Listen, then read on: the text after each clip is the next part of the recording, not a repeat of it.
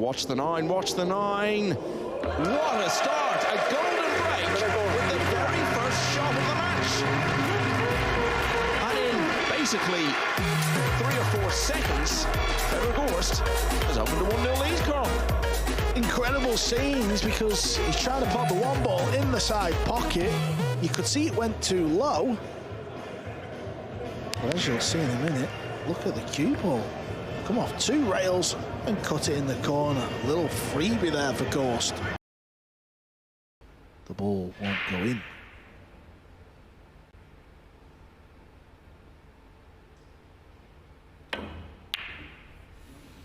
Was a mile off. Didn't even threaten the pocket there. Yeah, he obviously wouldn't have wanted to leave himself a shot like that on the 3, but had it gone in, he could have seen it as serving further notice to Albin Ouschan of how well he's playing. Anyway, that chance has passed, and Ouschan gets his first shot of the match. Looks like he's going to chip the red 3 in between the brown 7 and the pink 4.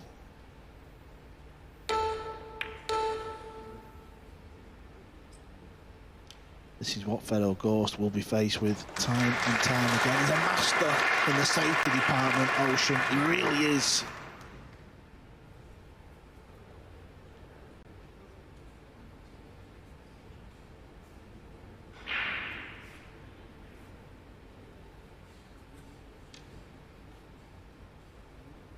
Get a 2-rail kick here. Underneath the pink 4. 2 rails. May scratch in the bottom left. And the cue ball was always tracking towards that pocket.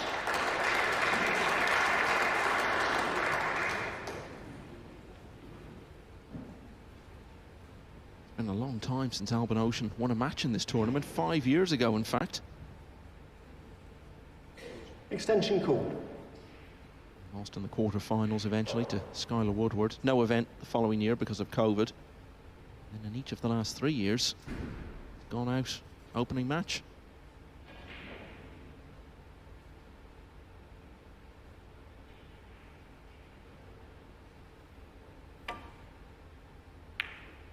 That, of course, was prior to this week. Yeah, so the shot clock situation then, and the rule about extensions. You're allowed 1 per rack, which gives you an extra 30 seconds. Otherwise, it's 30 seconds per shot, and the beeps start to go off when you've got 5 of those seconds left.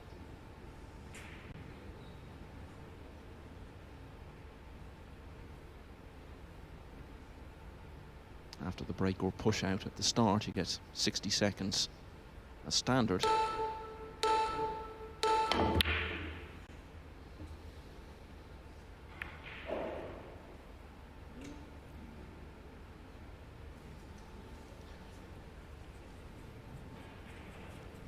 Poor positional shot. That's why he was kicking at the pink 4. You can play the combo here. You can cut the pink 4 onto the 8 ball. That means he would stay at the table because he's hit the lowest ball first.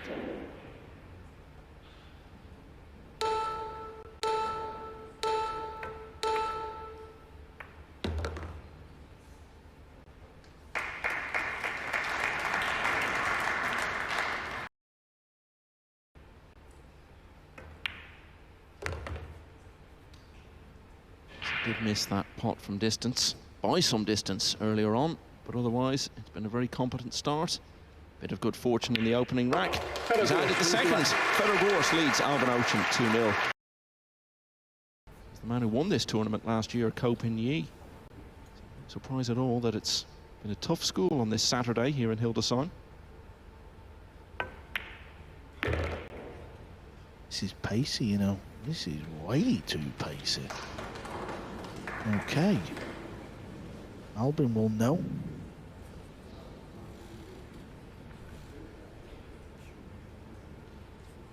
This is very thin. Cue ball will be moving at pace.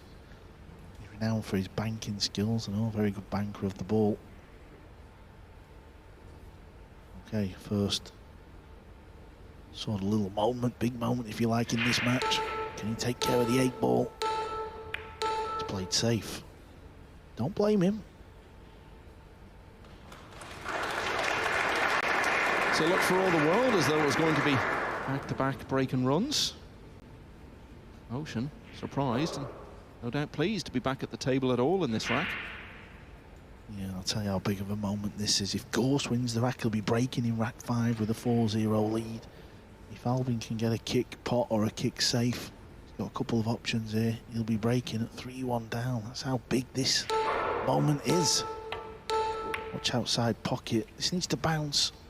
He wanted it up near the top rail. Gorst has got an outside chance of a pot here.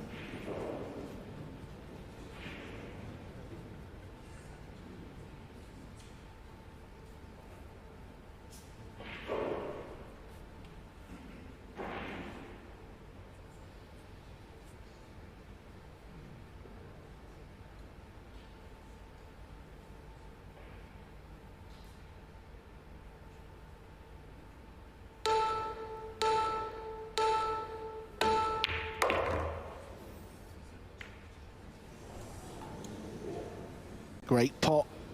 Was trying to miss the 9-ball.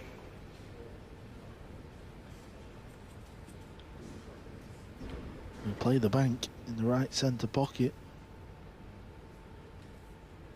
Same as before. This is a big moment coming up. If he banks this in the right centre, he goes 4 up. May fluke it in the left centre as well. Take that to the bank. So the door was opened just a little bit for Albin Ouschan. He wasn't able to capitalise though.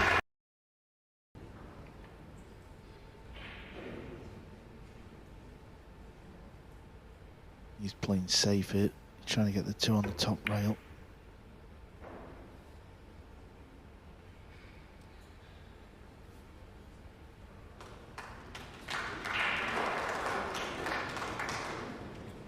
When you're in this position, keep your opponent under pressure. Don't give him the opportunity to get that chance to start turning it round. Yeah, I always feel like if you're in Albin's position here, just Extension call. forget that it's 5-0. Just, you know, take it in, take the, you know, the facts in that you're 5-0 down. But it's a race to 10. He's only halfway there. So if you said to Albin Ouschan now, would you take 9-9 Hill? He'd snap your hand off, and he's quite capable of winning 9 racks to 4 against Gorst. Set yourself mini targets.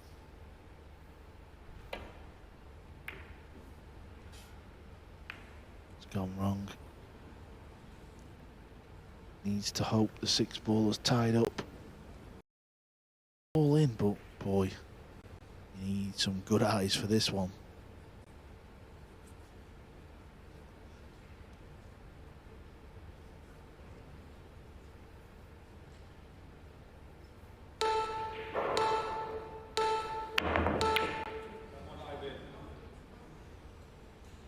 It's the red 3-ball again in that pocket, and is it just Gorst's day? He's not left anything easy. He's got a real tricky combination to play here, Michael.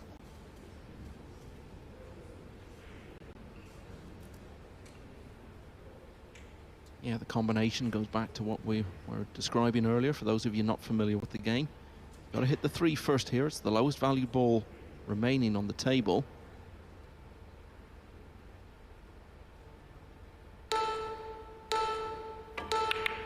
But having done that, potting the 6 via the 3 is a legal pot, keeps him at the table, and in this instance, it provides him with a chance to finally get a rack on the board.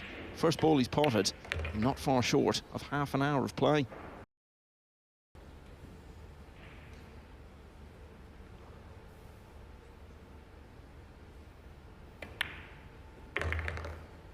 So in the end, Ouschan actually had a little bit of good fortune that he was left the opportunity to play the combination off the back of Gorst's miss. But he still had a pretty good shot to pull that combination off. And he's done the rest from there. Albin Ouschan has finally won his first rack. It's now 6-1 to Fedor Gorst.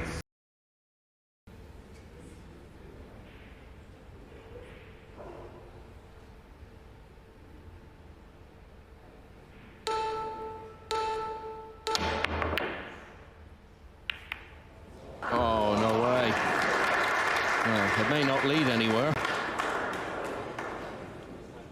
Yeah, Albin knows Fedor fluked the ball, of course he does, but he also knows he's not got an easy shot, so it's not all doom and gloom. That's what a pool player will do. They'll look at where the ball's gone, the lowest ball.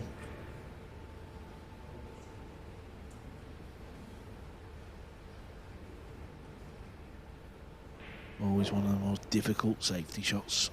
You've got to play off him thin. He's hit this one too thick, and is the 5 ball going to come to the rescue? It is. There's the raise of the hand. Things are going Gorst's way. That's not what he played. Yeah, the fluked one probably didn't bother Ouschan a few moments ago. It might bother him a bit more now because it gave Gorst the chance to play the shot, which, through Gorst's good fortune, left Ouschan with another question to answer. Yeah, Albin will know how difficult the safety shot was to try and hit it super thin. Often you see the players hit them thick.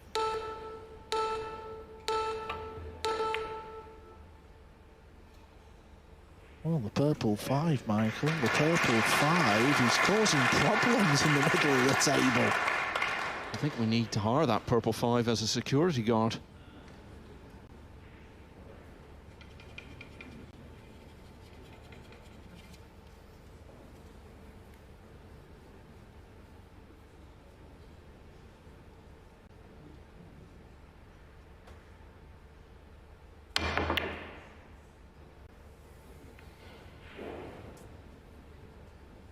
No, it needs to stay over the pocket for Albin so he can kick it in using the rail. Can he kick it in? I don't know. Has he finished touching the rail? This is insane. I think it's touching the point. So he can't go off the right-hand side, the long rail as we call it. So the bottom rail or the short rail. I don't know if he can spin it in using that rail. It all depends on if this 2 ball is touching the rail or not. He couldn't make it. He couldn't make it. Oh, he's having a lot of bit of fun out there. Sometimes that's all you can do, you know. That is all you can do. Yeah, and it's probably a good thing for him because we often see him looking so intense at the table and he gets in his own head. Just have a moment like that, just a bit of the tension out of yourself.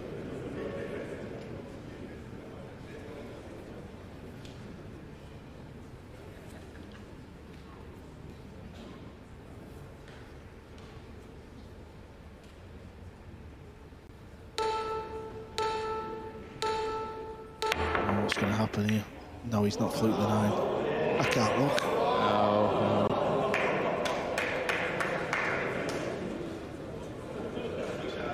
He may have left a chance at the 2.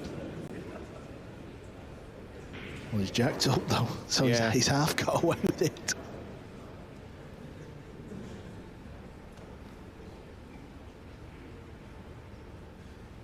Even when Ouschan is being thrown a piece of fortune here, it's not a full piece of fortune.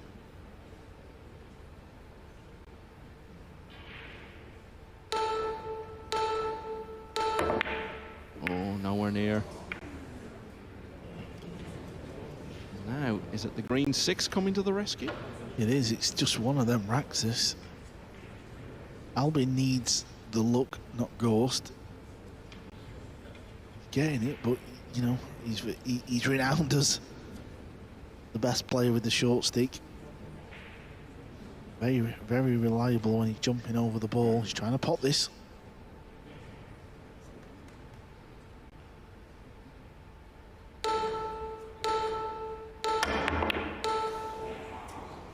Too thick. Oh, he's not, has he? This has been the craziest rack of this year's Masters. Nobody can get an open look at the 2 ball. And it's the 5 ball again.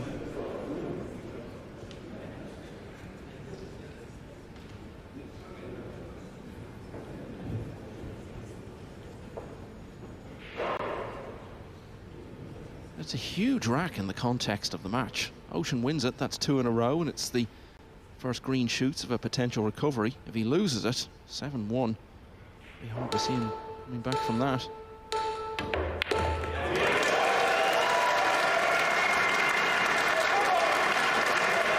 he's potted it, but he's hooked behind the green 6. Wow. Even Germany's own Joshua Filler will do well to get a cheer like that in this arena this weekend.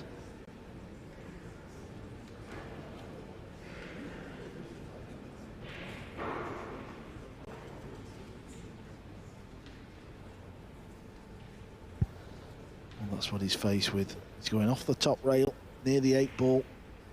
He's got to play it hard. He's got to get the cue ball straightening up. Oh, that's a good hit. I mean, have you ever seen a rack like this in your life? I've seen thousands, I've seen millions of racks of 9-ball. I've played them. I've never seen anything as wild as this rack. It has had simply everything. Well, in terms of strokes of luck, both good and bad for both players, I can't think of any rack I've ever seen that comes close to this. And there are still only 3 balls gone off the table. Well, he made a good hit, didn't he? And I suppose Jeremy says all the time it pays to hit. And then he's missed that by a mile. But he has left him jacked up, and if he's dead straight, this is awkward as well. Perhaps didn't help Ouschan there that he'd put himself under time pressure a bit. Used his extension. And he can often be quite slow to focus on the next shot. He walks around the table, looks up to the sky, throws his hands up in the air a bit. And doesn't make it any easier when you leave yourself just a second or two to make the stroke.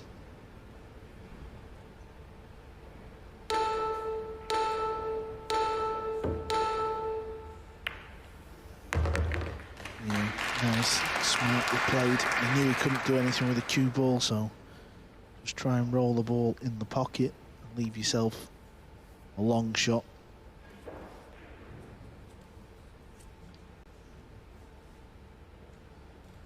If there's a small weakness in the game of Gorst, I feel like it's his long game with power.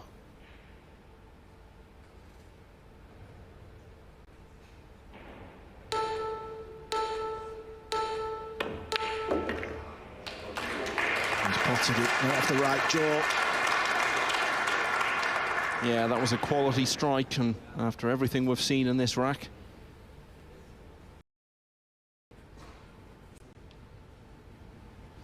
Speaking of Q Sports power couples, as we were, it's Joshua Filler and his wife Pia. Well, they know we're looking at them.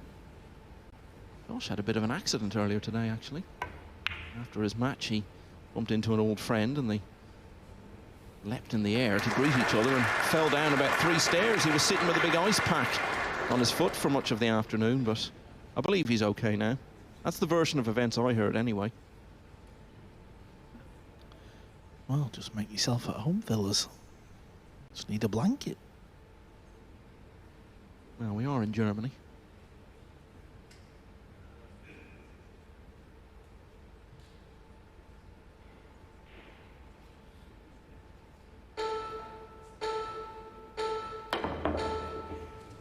Foul stroke. Ball in That will hand. frustrate him. And this is going to frustrate him even more because, of course, the 9-ball goes over the pocket for the easy combo. Please start the clock. You know, concessions of the rack are not allowed on the World 9-ball Tour. If they were, I think Albin Ouschan would happily make one now and just get on with rack 11. And there it is. So Fedor Gorst, in a fairly anticlimactic end to that rack, really, arrives on the hill. It is 9-1. Yeah, at the end, it's looking close. Just 5 more balls for Gorst to book a place to tomorrow afternoon's semi-finals. Be more misery for Albin Ouschan at the World Pool Masters.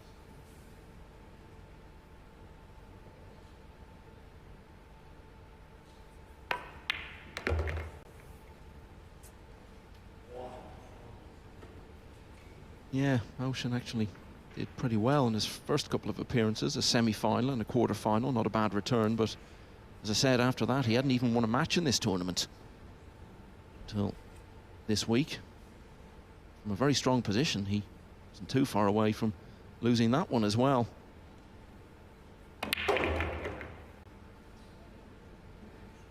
Fedor Gorst Never been to the quarterfinals of the World Masters before. In a few moments' time, it looks as though he'll be in his first semi.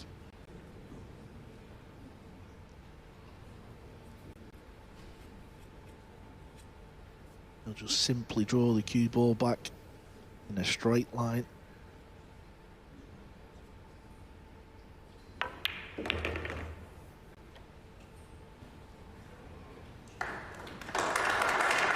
All in all, it's a solid performance. He's also broke great as well. He's made the one ball consistently. Let's give him chances at the table. It started with a golden break. And it's finished with a golden result for Fedor Gorst. And a remarkable scoreline. He has beaten the two-time world champion Albin Ouschan by 10 racks to 1 and is through to the last day of the World Masters.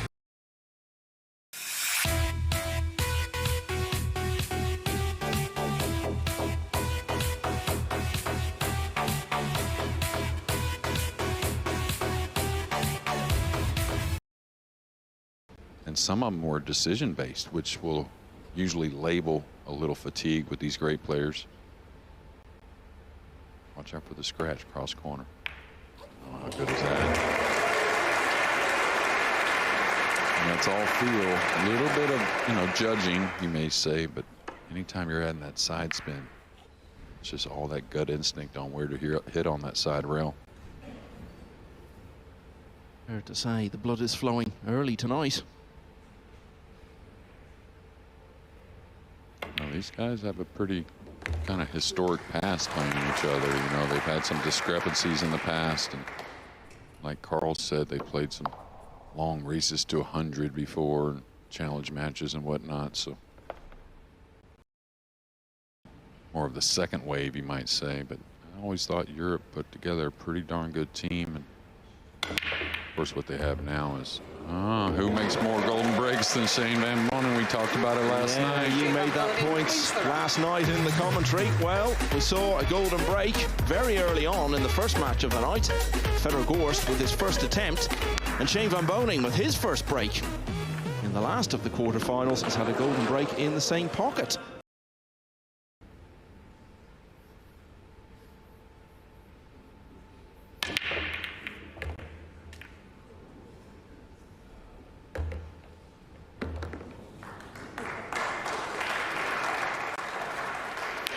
So scratched from his first break of the match.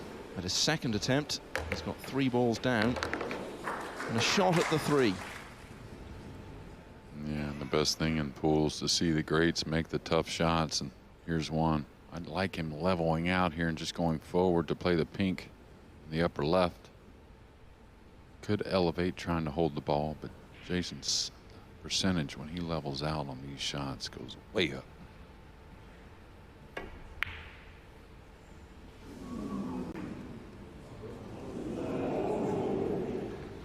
As the 4 prevented the prospect of a 3-9 combo and a quick kill. Yeah, it absolutely has. I'm looking right down the line. Probably takes his extension here to think this one over. He's got just a sliver of the red 3. It's not much to go over the pink 4 though, so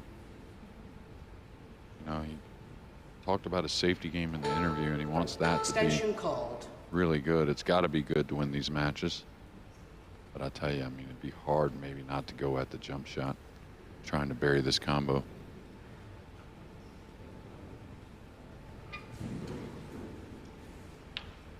What he's got to recognize here, it's just a bit to go over the pink, so don't overhit this ball.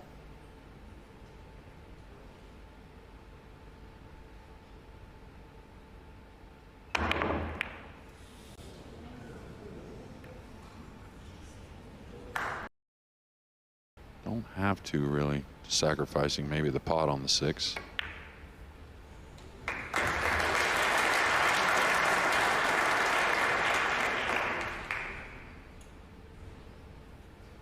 Looks like he's got to go all the way up and back down. So all about the line and the speed.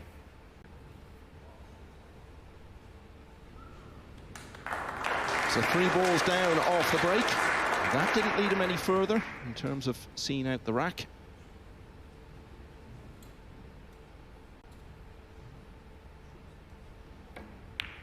He's ended up winning it anyway. So from 2-0 down, Jayson Shaw has got it back to 2-all. And you know, just picking up on something you were saying there about Jayson Shaw being cheered on as a European here.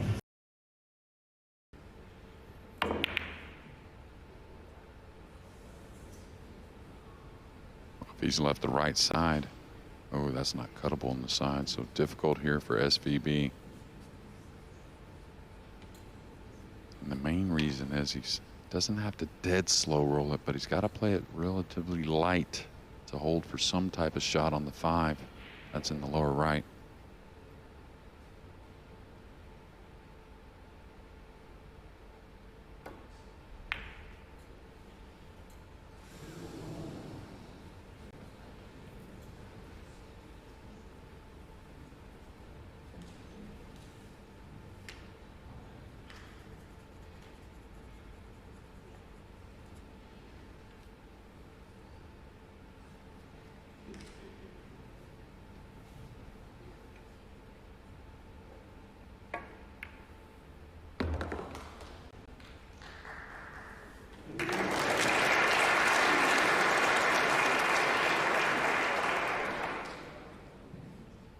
Well, that could hardly have turned out any better.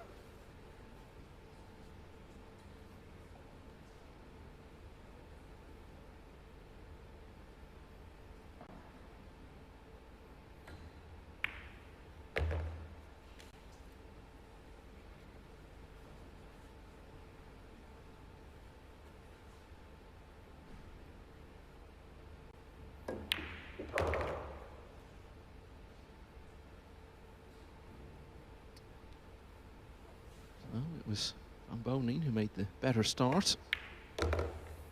2-0 up, with the help of a golden break, it has to be said, in rack 2. Since then, Shaw's had the better of it.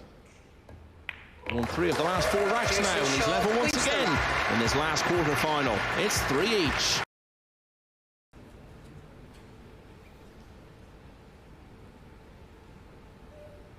But a difficult play being elevated over the purple 5.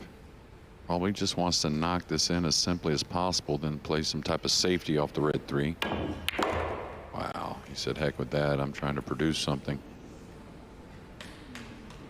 Now the safety has become more difficult, especially if the 3 is frozen. If it wasn't frozen, he could play a rail first, just kind of tickling the 3 underneath the brown 7 as the cue ball comes across. Now he's got to think of something different. Well, I'm not sure what it is. Really? I guess he could cut the 3 a little bit with maybe some right spin and try and follow the cue ball as the 3 kind of rubs the 7 a bit. Yeah, this has become a very difficult position. Now, if the 3 again hadn't frozen, and the reason why that's important, Michael, the rule is when a ball's frozen, that rail does not count as far as the object ball itself. Yeah, he needed more. He hit it a little thick. He cut that ball. He's going to serve up maybe a winning combination here in game 7. Yeah, that rule you're referring to is in the context of a ball having to hit a rail for it to be a legal shot. Yeah, so essentially, you know, the 3 could go to another, off the rail, off another ball, back to that same rail, and it's okay. But you just can't simply tap that ball to the side rail and consider it a legal shot. Extension called. Surprising he was going to roll this, though. A lot of players don't like that rolling the off-angle combo. It'd be more of elevating the cue with a little bit of speed.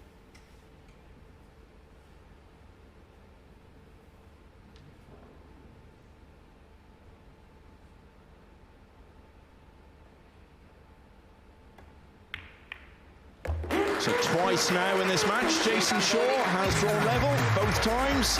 Shane Van Boening has won the next rack. The light on them turns red until eventually there'll only be 1 player left. And about this time tomorrow.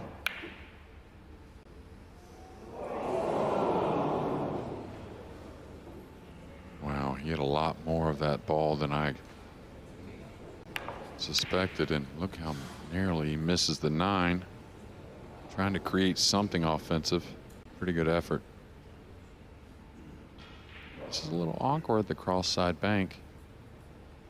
I think if you cross it over, which I think that's how you have to play it, you may have to hit it kind of easy. He didn't have to cross it over. He could hit it in the face. Did you see that little gesture with his head there? The come on. So pleased to see it go in. We saw a bit of emotion at the end of his match last night against Wong Kwok Kwang. A little bit more there.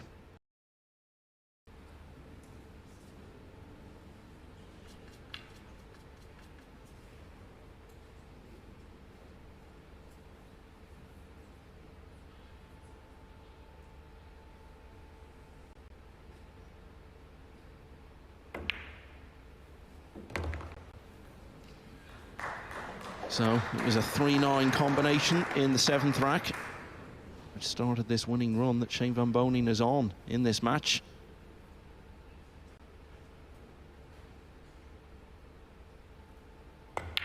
And now it's a 7-9 combo in the corner, which has extended that sequence to 4.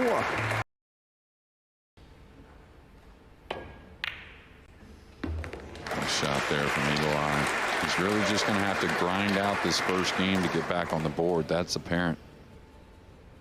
Can he draw up the 7 here? Playing the 1 with a little speed into the side?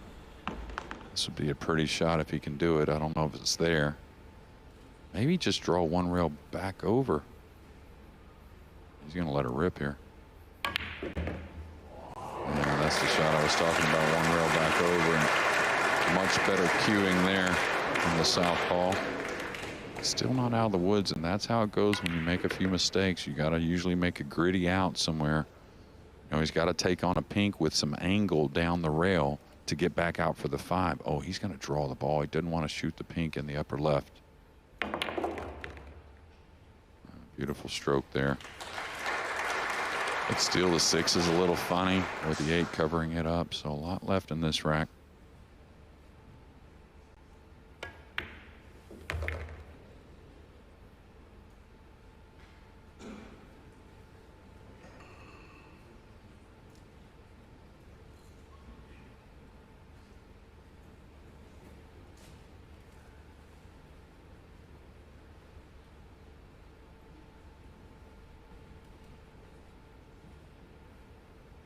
May have to draw up the table here and try and play a thin one on the green 6. I don't think that's going to get it. He's going to get kind of a bank shot. Definitely a little tester.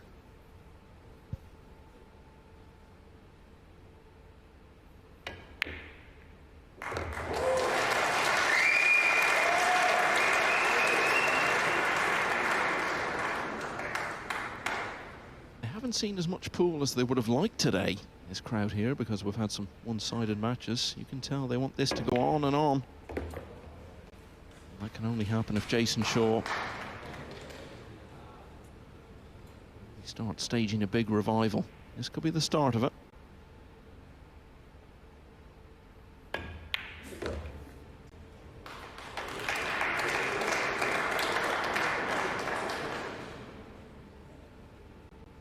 So he lost 4 racks in a row, but he's won this one.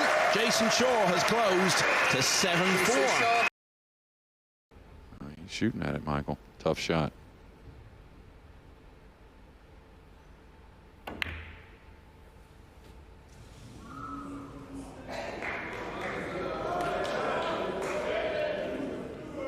And all of a sudden, a chance for Shaw to get back to only 2 behind.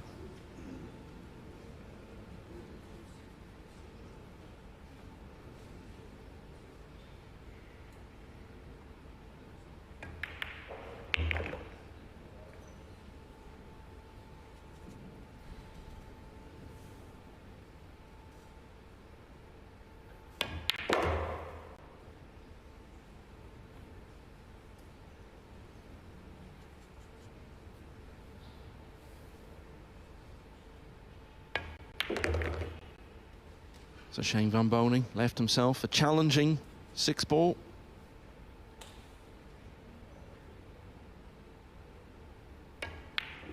Wants He missed it. Jayson Shaw did the rest. He's won 2 in a row now.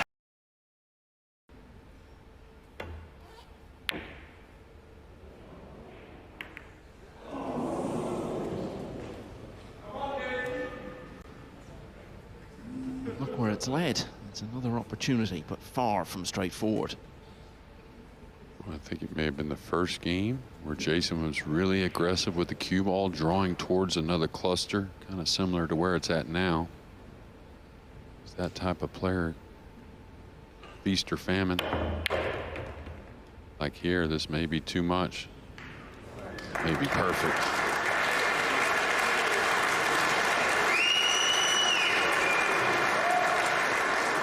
You wonder about the 7-8, but with the 5, the purple 5 near the pink 4, these players can usually produce some type of angle to get almost anywhere on the table.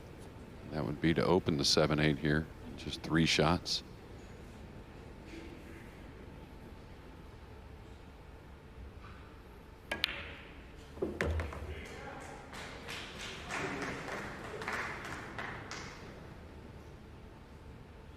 Playing from the short side, a little above the purple 5, that would be left of the purple 5. Not the worst to come at the 7-8. Looks like he's going to ease it, maybe. I don't know.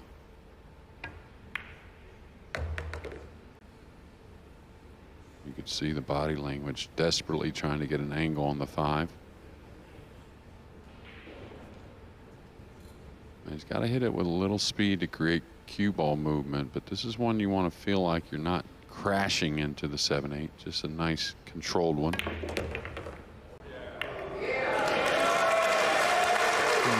well be looking back on that in just a few moments. There's the key juncture of rack 13. As this is another one going in the books for sure.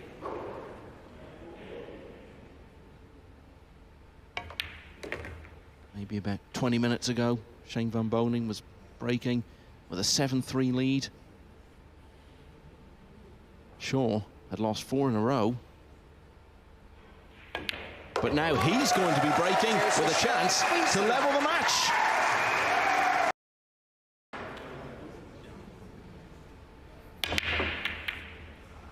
Yeah, the break's kind of been all over the place, especially in comparison to what we've seen in the previous 3 matches today.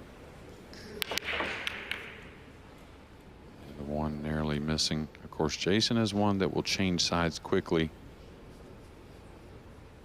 Well, Shaw's had 7 breaks now in this match, and put it this way, he's been leaving the table more often than he's been staying at it after those breaks.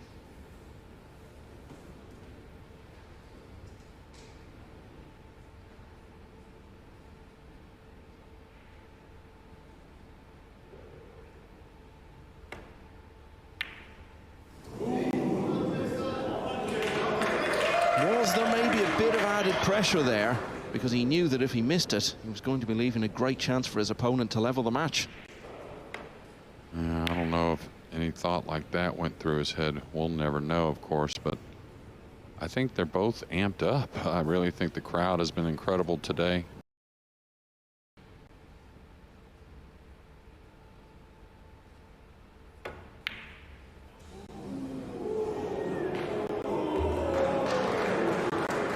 Wow. That's 7-all in a race to 10 quarter-final. What a piece of fortune to enjoy.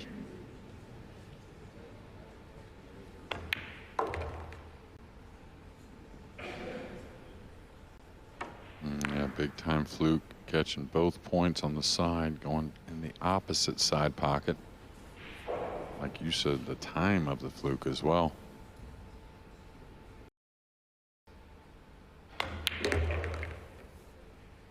But one thing he is still yet to do in this match is actually lead it.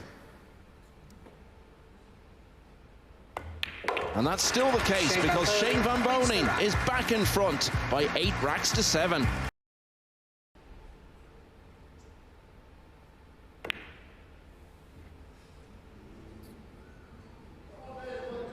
And the timing on some certain shots just haven't been there. Now, does the red 3 pass the pink 4? I think it does. I do think it's a bit tight, though. But what a nice starter here on the 1 to get get us to 8-8. Much different match than the first three.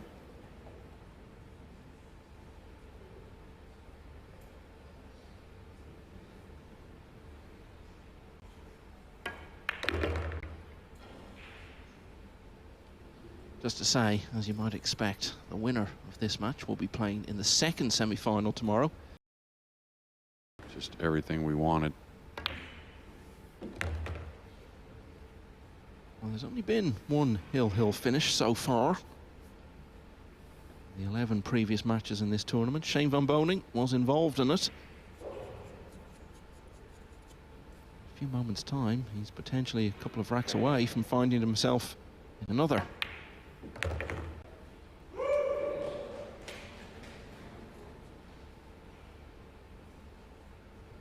And level. Jayson Shaw coming from behind at 2-all, at 3-all, at 7-all.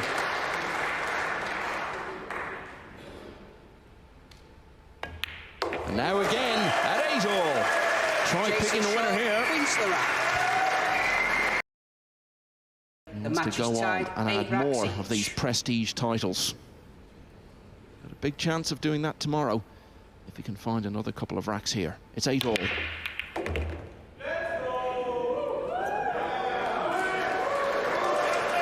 Well, the first real easy kind of opportunity after a nice break off.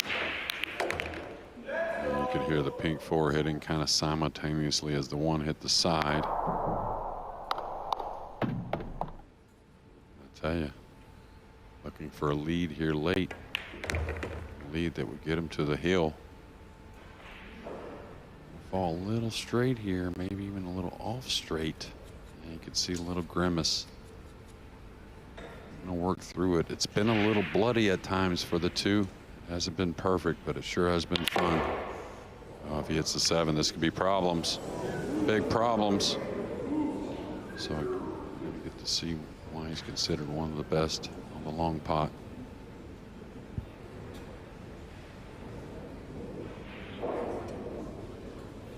Extension called. Yeah, the least surprising extension call of the day. He knows this is massive. Gets it right. More likely than not, it goes 9-8.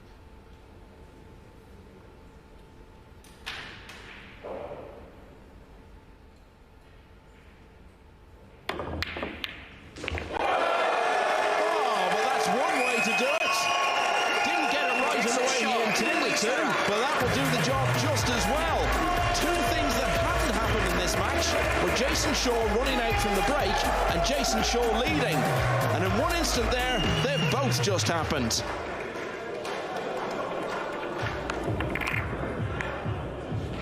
Well, what are the odds against that, JJ? Now he only needs to win the last two. Will he have the chance to do anything about it?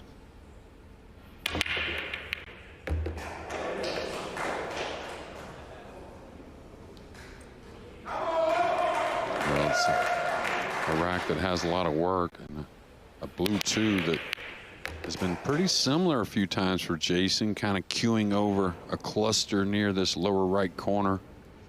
Maybe having to put some pace on it to get shape on the red 3 that's been in a similar position, but this blue 2 will tell us what's going to happen and who's going to probably be our final semifinalist.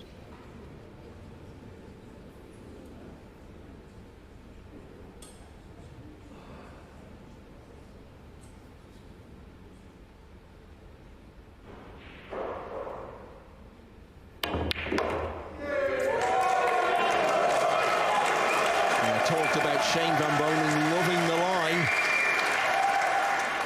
It looks like Jayson Shaw is relishing the imminent prospect of victory here.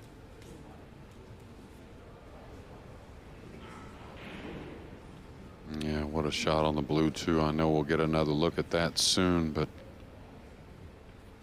I tell you, prime position now to kind of steal this match, you may say. Yeah, I think that's how van Boening will feel about it.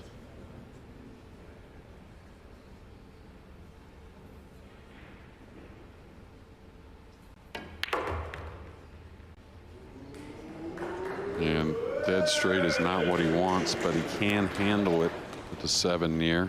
He's just going to come over and have a look where he wants the cue ball, since it is going to be near the rail. He may have to draw this back a pinch and take a little cut shot on the 7. He's thinking about going off the 9, going forward. That's okay as well.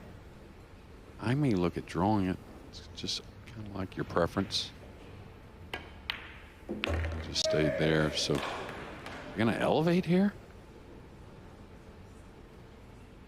Okay, when the heart's thumping, this is a missable ball. He's absolutely thumping them in now. Yeah. Tell you what, 2 impressive wins from Fedor Gorst, but he's going to get his wish of eagle eye in that semifinal, and that's going to be box office kind of stuff.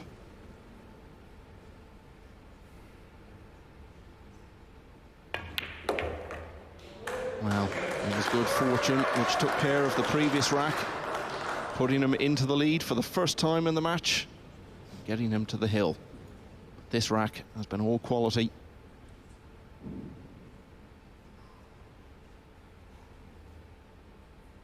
Jayson Shaw was 7-3 down, but by winning 7 of the next 8 racks, he has defeated Shane Van Boening by 10 racks to 8. Such a big finish to the match from him, and Jayson Shaw is through to the semi-finals of the World Masters for the first time in 6 years.